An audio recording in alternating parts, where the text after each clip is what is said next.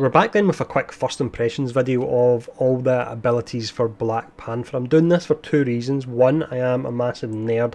I love theory crafting and looking at stuff like this. And two, I'm doing it for poor bastards like these two guys here that aren't going to get to play the game for a few days. So if you are watching, enjoy this and don't take it personally, I called you bastards. That's a term of endearment in Scotland. But let's jump in and let's check all this out.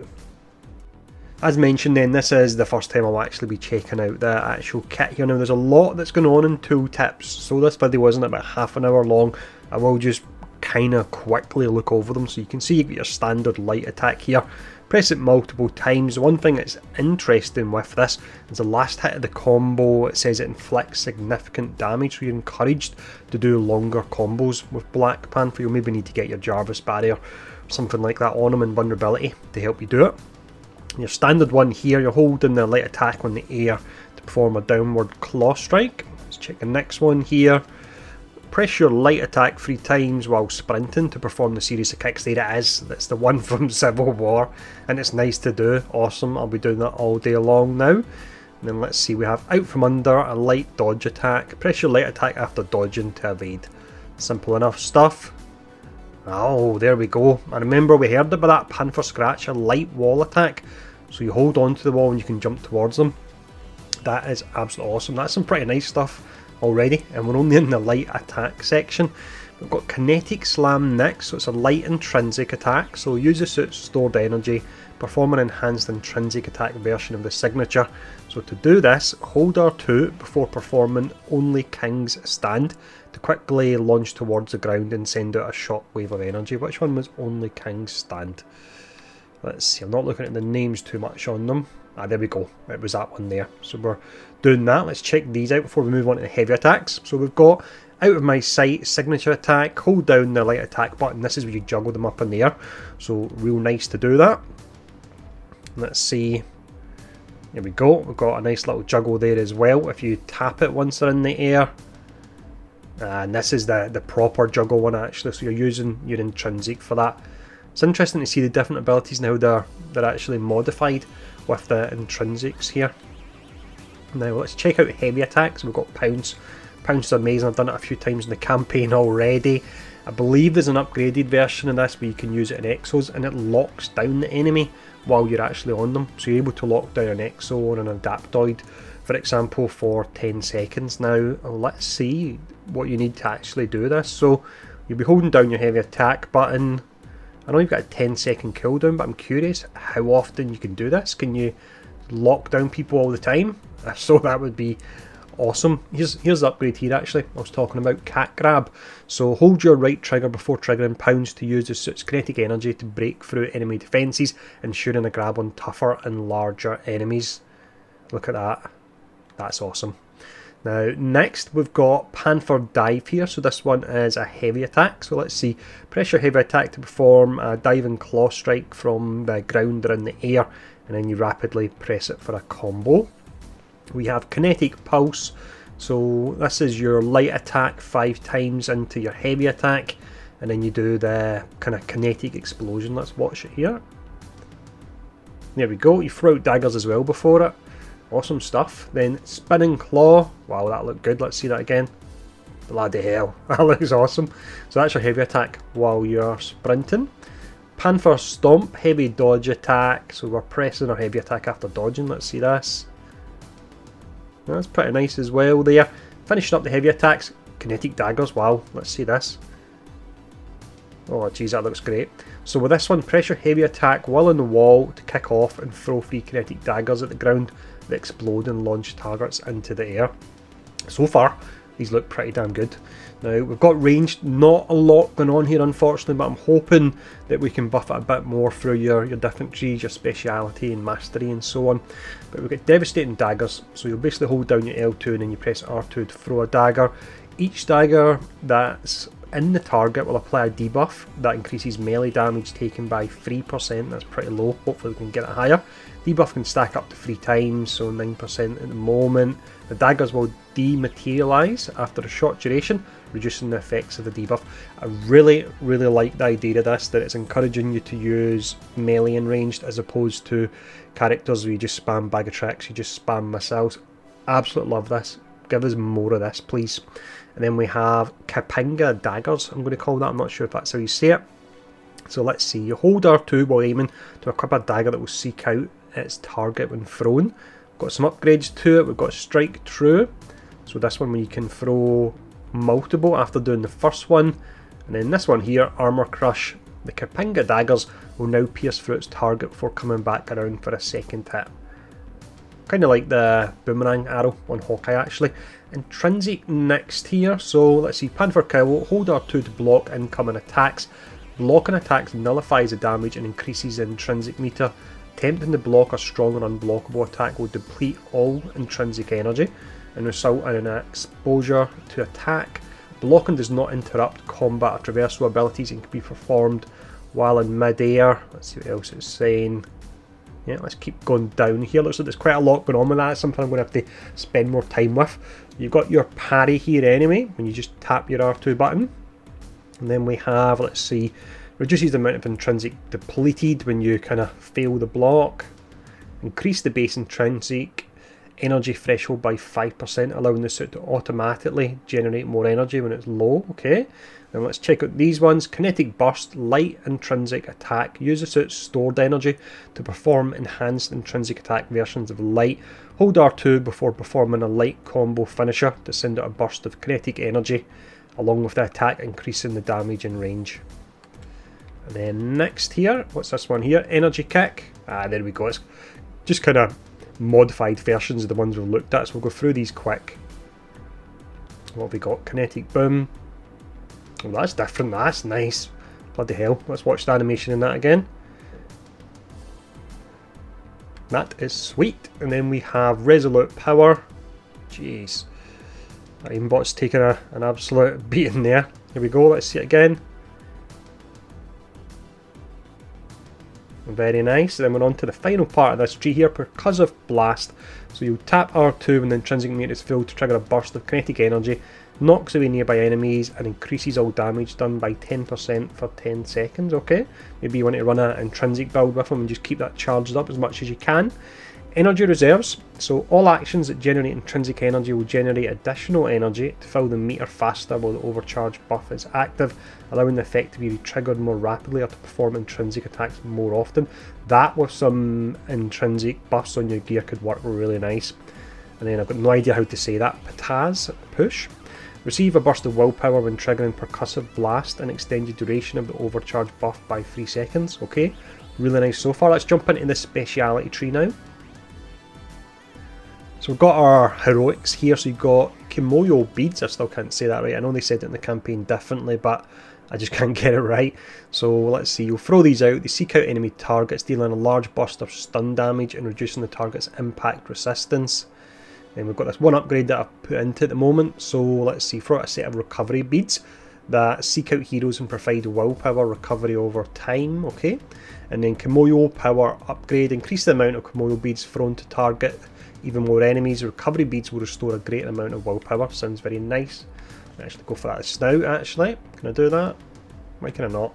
It must be level 10. I'm not at that yet. I'm only at level 9. Right, I need to do that later on. Let's see the specializations. So we've got Support Heroic Specialization Kimono Armor. This one, recovery beads provide energy armor while active, absorbing 20% of the damage. That can be good if you can get high uptime on it.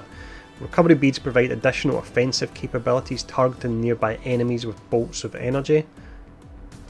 There we go, we can see them there actually. Kind of looks like Iron Man's repulsors a little bit. And then we have Kimono Stinger. The Kimono beads that target enemies will periodically release a small burst of energy that staggers the enemy they are linked to. It could be good for knocking down like adaptoids, and it could be good against some of the new enemies that are actually really difficult to fight, but I'm absolutely loving the challenge they pose. Now next we have extended duration of Commodial beads that target enemies by 10 seconds, same for the recovery beads.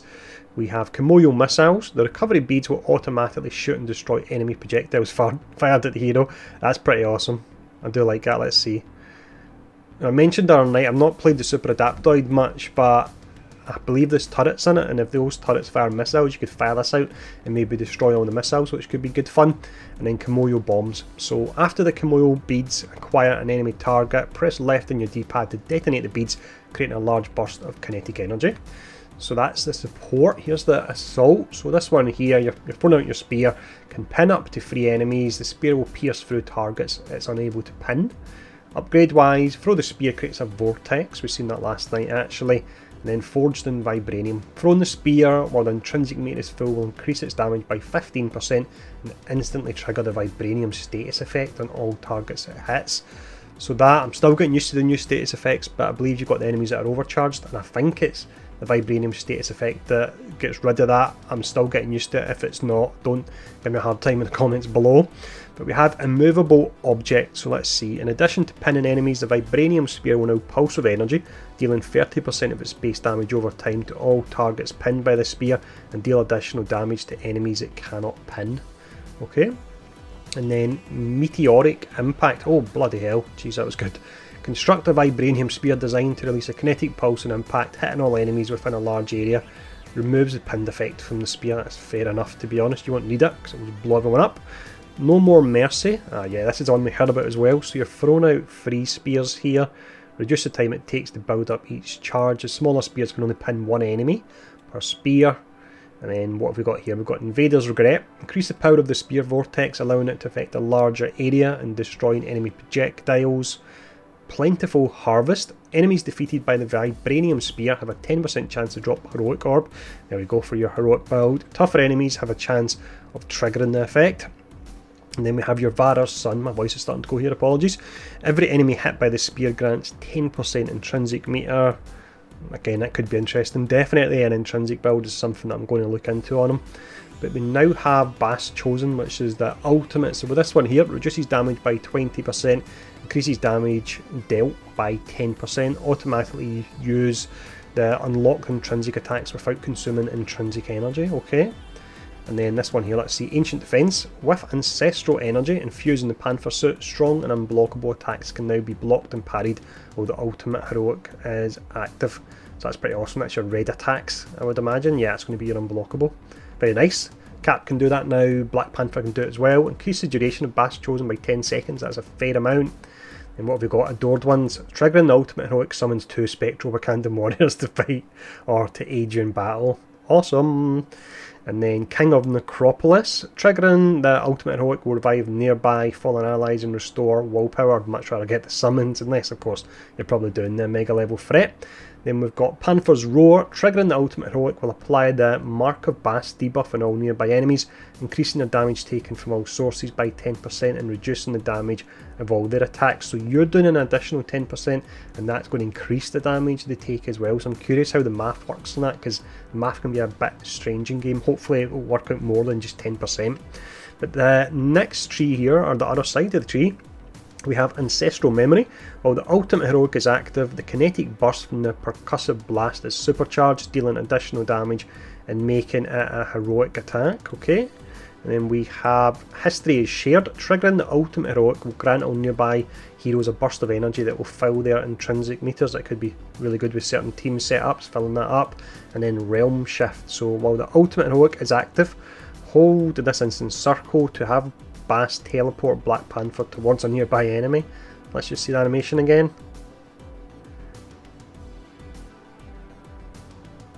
That's alright, that one. That's different if nothing else. Kind of using, well, I say it's different, it's kind of using what Kate's got, isn't it? But we've got Vibranium Senses next here. So this is your dodge attack. This is under utility. We've got the double jump. We have, let's see, what's this? The evasion one, where you leap over them. And then we have Panford's Perch, where you can hold on as well there. And we've seen the attacks earlier on when you're holding on, and you can use your light or heavy attack for different attacks. Let's check out the Mastery tree now. We have the melee tree first here, so increase the critical attack chance on all light combo finishers by 15%. This could be nice because the light combo finisher done a lot more damage, if you remember a few screens back. And then increase the impact on signature attacks, making them more likely to interrupt. Increase attack damage by 10% while performing air melee combos. That's for your more skilled players. I don't think I'll be doing many of the air melee combos, to be honest. Increase the stun damage of all heavy combo finishers. Increase the damage of all pounce attacks. Okay, I like pounce. Increase the damage of all sprint, dodge and wall attacks. We have performing a takedown grants an intrinsic orb. Heroic and regen packs. So you're going to go for the heroic one every time there. Ranged next anyway, we've got increase the maximum amount of times a devastating dagger debuff can stack by 1, so that would be an additional 3% there, go up to 4 times on it. And then we've got swap out the dagger thrown in the ranged combo finisher with a Capanga Dagger. Okay, I'll need to go back and see exactly what that does, but that could be alright. Swap out the dagger thrown again with a Kinetic Dagger. Okay, I need to go back and look at the daggers to see what would be worthwhile running here. But next we've got increase the effect of the devastating dagger debuff by 30% in the duration that each of the daggers remains in the target by 3 seconds. Okay, you've definitely got some nice options for debuffing here.